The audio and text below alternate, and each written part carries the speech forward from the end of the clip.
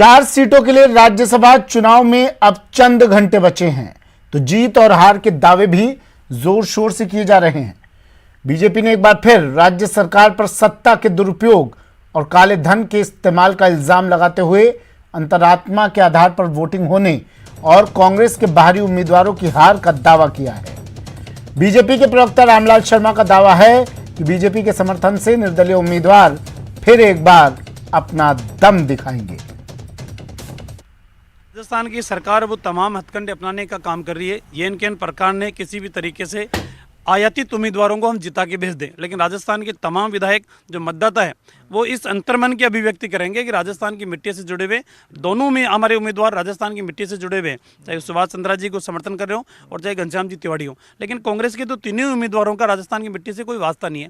इसलिए कांग्रेस इस परेशानी के अंदर है कि हाँ, हो सकता है भीतरघात की बात सारे विधायक पहले कह चुके हैं, इसलिए डर उनको है, कुनबे में कलह उनके मची हुई है, इसलिए उनको डर है। इसलिए ये सारी एजेंसियां अभी भी इस कैंपस के अंदर भी पुलिस के कोई काम नहीं है, लेकिन उसके बावजूद भी पुलिस की गाड़ियां रेकी करने का काम करे, ये अनुचित है।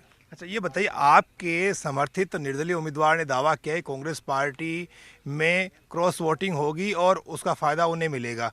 क्या संभावना बन रही है? आपको लगता है कि ऐसा हो जाएगा? देखिए, उन्होंने अगर जो बात कही है तो वो प्रामाणिकता के साथ कही होगी, अपनी जानकारी के अनुभव के आधार के ऊपर कही होगी, अपने प्रयासों के आधार के ऊपर कहेगी। लेकिन ये चीज़ दिख रही है कि कांग्रेस के अंदर फूट नजर आ रही है, भीतरघात नजर आ रहा है, एक दूसरे के ऊपर आरोप प्रत्यारोप लगाने की बातें सारी जगजाहिर हो चुकी है। कई विधायक कांग्रेस की कार्यशैली से, सरकार से नाराज है, तो इस आधार के ऊपर कयास लगाए जा सकते हैं कि 100% इस तरीके का निर्णय आ सकता है।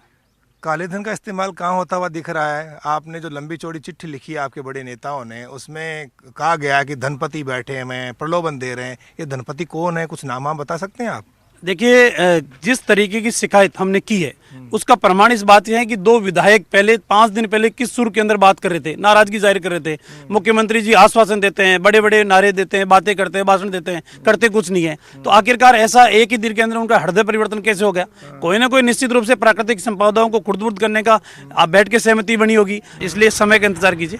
देखना होगा 10 जून को किस तरह से भाजपा करिश्मा कर पाती है। कैमरा पर्सन यासीन के साथ बाबूलाल धायल, न्यूज़ 18 जयपुर। वहीं सरकार का समर्थन करने वाले बीटीपी विधायकों को लेकर भी पेंच फंस गया है। बीटीपी के विधायक भले ही बाड़ेबंदी में शामिल होकर कांग्रेस उम्मीदवार को समर्थन देने की बात कह रहे हैं, लेकिन बीटीपी के अध्यक्ष डॉक्टर वेलाराम घोगरा ने साफ कर दिया है कि उनकी पार्टी राज्यसभा चुनाव में हिस्सा नहीं लेगी। घोगरा का कहना है कि उनकी पार्टी कांग्रेस, बीजेपी या निर्दलीय किसी भी उम्मीदवार को वोट नहीं देगी।